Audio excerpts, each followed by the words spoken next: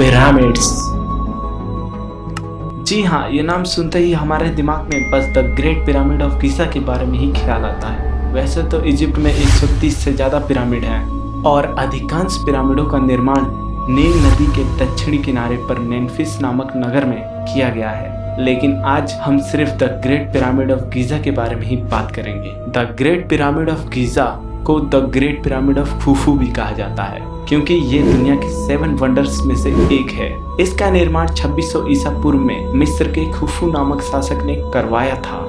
मिस्र में ये माना जाता था कि मरने के बाद भी एक जीवन होता है और उस जीवन में अच्छे से रहने के लिए हमें अपने शरीर को सुरक्षित रखना होगा। इसीलिए मिस्र में मम्मियों को बनाया जाता था। मिस्र के राजा, जिसे फेरोज भी कहा जाता है, उनके मरने के बाद उनकी डेड बॉडीज पर कई ऐसे केमिकल्स लगा दिए जाते थे जिससे बॉडी लंबे समय तक सही सलामत रहे, और उस पर लेनिन नामक कपड़े को लपेटकर उसे मम्मी का रूप दे दिया जाता था और फिर उसे ताबूत में डालकर रख दिया जाता था। हालांकि अब तक पिरामिड में एक भी मम्मी नहीं पाई गई है। वैज्ञानिकों को जितनी भी मम्मियाँ मिली हैं वो सब पिरामिड के आसपास के क्षेत्रों से मिली हैं। तो आखिरकार इन पिरामिडों को क्यों बनाया गया था, इस राज से तो अभी तक पर्दा नहीं उठा है। लेकिन अगर आपको पृथ्वी के बारे में कुछ जाना है तो the great pyramid of Khufu हमें बहुत कुछ बता सकता है, जो कि 360 डिग्री के साथ हमारी पृथ्वी से अलाइन यानी संरेख है। यहाँ तक कि पिरामिड्स को बनाने के लिए पत्थरों का साइज क्यूबिट में मापा जाता था। प्रत्येक पत्थर का साइज 1 क्यूबिट था, और अगर हम पिरामिड्स की चौड़ाई को मापे तो उसकी चौड़ाई 365.242 क्यूबिट है, जो कि सटीक उतनी ही है जितने टाइम में पृथ्वी सूरज का पूरा एक चक्कर लगाती है। पिरामिड को इतने सटीक तरीके से बनाया गया था कि ये एक कंपास की तरह उत्तर दिशा की पहचान भी करा सकती है। समय के साथ धरती की नॉर्थ पोल की टेक्टोनिक प्लेट्स हिलने के कारण आज पिरामिड उत्तर दिशा में केवल 0.05 डिग्री ही गलत है।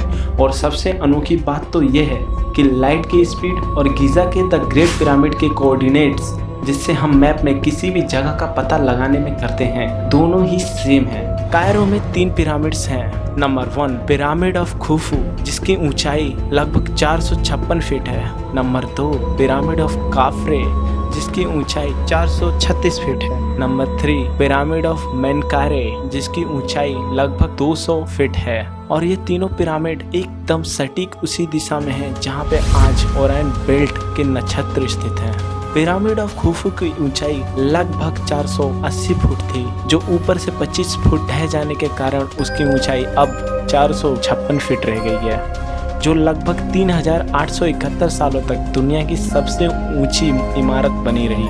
लेकिन 1311 में इंग्लैंड में 524 फुट ऊंचा गिरजाघर बनाकर इजिप्ट के the great pyramid of Giza से उसका सबसे ऊंचा इमारत होने का खिताब छीन लिया गया। पिरामिड 4500 साल पुराना होने के बावजूद भी हमारे सामने एकदम सही सलामत खड़ा है।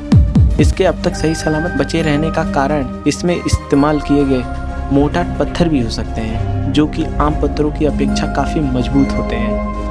गीज़ा के पिरामिडों में जो दरवाजे लगे हुए हैं उनका वजन लगभग 17,000 से 18,000 केजी होने के बावजूद भी केवल एक हल्के से धक्के से खुल और बंद भी हो जाते थे। आज पिरामिड पर वक्त का थोड़ा बहुत तो असर हमें देखने को मिलता है, लेकिन जब पिरामिड को नया बनाया गया था तो ये आज की तरफ नहीं दिखते थे। ये उस टाइम एकदम शीशे की तरह चमकते थे, क्योंकि इन्हें पॉलिश किए गए सफेद चूना पत्थरों से कवर कर दिया गया था। और माना ये जाता है कि जब सूरज की रोशनी इनसे रिफ्लेक्ट होती थी तो ये इजराइल के पहाड़ियों से भी दिखाई देते थे। तो दोस्तों, अगर ये वीडियो आप लोगों को थोड़ी सी भी अच्छी और इंटरेस्टिंग लगी हो तो प्लीज़ लाइक ठोकें और हमारे चैनल को सब्सक्राइब करें और इस वीडियो को शेयर करें।